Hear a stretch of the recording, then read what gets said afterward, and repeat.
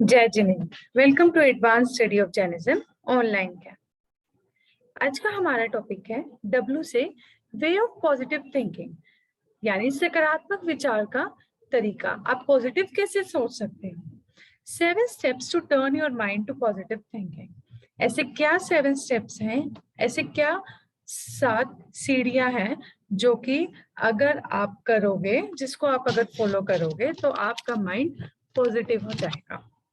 First, smile, हंसते रहो। Keep a gratitude list. Gratitude यानी धन्यवाद, कि आपको किसको इसको थैंक्स करना है उन चीजों की। Find the good in others. औरों में कमियां देखने की बजाय उनकी क्वालिटीज देखो, उनकी गुड क्वालिटीज देखो। Speak positively to yourself. अपने आप से पॉजिटिवली बोलो कि हाँ मैं ये कर सकता हूँ या मैं ये कर सकती हूँ। Know your goals, dreams and desires. अब क्या आगे जाकर अचीव करना चाहते हो, आप ये टास्क क्यों कर रहे हो, ऐसा आप सबको पता होना चाहिए। आपके पास उस क्यों का आंसर होना चाहिए। Listen to good speakers and challenge your thinking. आप सब देखते हैं यूट्यूब पे इतने अच्छे अच्छे वक्ता होते हैं जो कि आपको एक मोटिवेशन देते हैं, बहुत अच्छा बोलते हैं वो। हमें उनको सुनना चाहिए और अपनी सोच पर सोचना चाहिए, क्या हम वो ऐसा सोचते हैं। Begin and end each day with positive words of affirmation to the people in your life and yourself. अपने आप को और जो भी आपकी लाइफ में आपके साथ है, जैसे आपके मम्मी पापा हैं, आपके भाई बहन हैं, सबको पॉजिटिव अफर्मेशंस दो। इससे आपकी पॉजिटिव थिंकिंग बनी रहेगी। Replacing negative thoughts with positive. जैसे अगर आपने सोचा आई कांट डू दिस, अगर आप उसको पॉजिटिव में सोचो, I can do this and try to succeed. I am not confident enough, I am confident. I will embrace learning as a way to grow. मैं लर्निंग को as a grow करने के लिए ही इस्तेमाल करूंगी। अब हम स्टोरी पढ़ते हैं जिसका टाइटल है पानी उठाने की प्रतियोगिता। एक मोटा ताजा पहलवान था, जो कोई उसके साथ लड़ता वह हार जाता था। अब वो इतना मोटा था, ताजा था, तो कोई भी हार जाता, उसको कोई जीत नहीं सकता था। एक बार वह किसी गांव में आया और लड़ाई के लिए ललकारने लगा, यानी कहने लगा कि आओ मेरे साथ कौन लड़ेगा। उसकी ताकत के बारे में गांव का हर व्यक्ति जानता था, इसलिए कोई भी उसके साथ लड़ने को तैयार नहीं हुआ। तभी एक दुबला पतला लड़का उसके समक्ष आकर बोला, देखो भाई, मैं तुम्हारे साथ लड़ाई करने का इच्छुक नहीं हूँ, यानी मैं तुम्हारे साथ लड़ाई करने में कोई इंटरेस्ट नहीं रखता, किंतु वजन उठाने की कंपटीशन रखता हूँ, यानी वेट लिफ्टिंग की कंपटीशन रखते हैं। हम दोनों में से जो कोई पानी उठा लेगा वही विजेता होगा। बोलो क्या तुम्हें मंजूर है। पहलवान ने तुरंत उसकी बात मान ली थी। पूरे गांव में यह बात फैल गई कि कल मोटे ताजे पहलवान और पतले दुबले लड़के के बीच पानी उठाने की प्रतियोगिता होने वाली है। सभी लोग प्रतियोगिता देखने को बेसब्री से इंतजार करने लगे, क्योंकि दोनों अपोजिट टीम थी। एक तरफ बिल्कुल मोटा ताजा पहलवान और दूसरी तरफ एकदम पतला दुबला लड़का।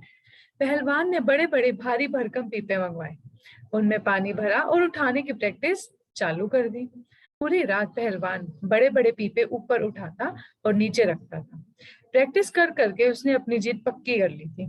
आप सबका भी जब कोई कंपटीशन होता है तो आप एक दिन पहले उसकी बहुत सारी प्रैक्टिस करते हो ना, ताकि आप ही जीतो। उसी तरह पहलवान ने भी बहुत प्रैक्टिस करी और अपनी जीत पक्की कर ली। अगले दिन गांव के लोग इकट्ठे हुए और मन ही मन चिंता करने लगे कि यदि यह लड़का हार गया तो गांव की नाक कट जाएगी। प्रतियोगिता के लिए दोनों आमने सामने आ गए। पानी के पीपों को भरकर वहां रख दिया गया। दुबला पतला आदमी बोला, पहलवान जी, पहले तुम पानी उठाओ, यदि तुमसे न उठे तो बाद में ही मैं उठाऊंगा। पहलवान ने तुरंत एक पीपा हाथ में लिया और देखते ही देखते ऊपर उठा लिया। तभी लड़का चिल्लाया, गलत गलत, हमारी तो पानी उठाने की बात हुई थी, पीपे उठाने की नहीं। तो अब देखा, उसने अपना दिमाग का इस्तेमाल करा, अपनी इंटेलिजेंस का इस्तेमाल करा। उसने कहा कि हमारी पानी उठाने की बात हुई थी, पीपे की नहीं। पहलवान चौंक गया, वो सरप्राइज हो गया।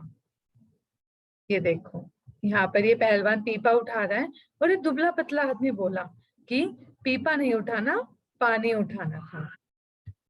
घबराहट के मारे उसके पसीने छूटने लगे।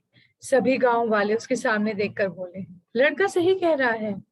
पहलवान अब क्या करता, पीपे से पानी निकलता तो हाथ में थोड़ा ही पानी आता, फिर हाथ अपने सिर से ऊपर की ओर ले जाता तो सारा पानी हथेली में रिस रिस कर बह जाता। आप हथेली में पानी, अपने हैंड्स में पानी लेकर देखें, वो धीरे धीरे से सारा निकल ही जाता है।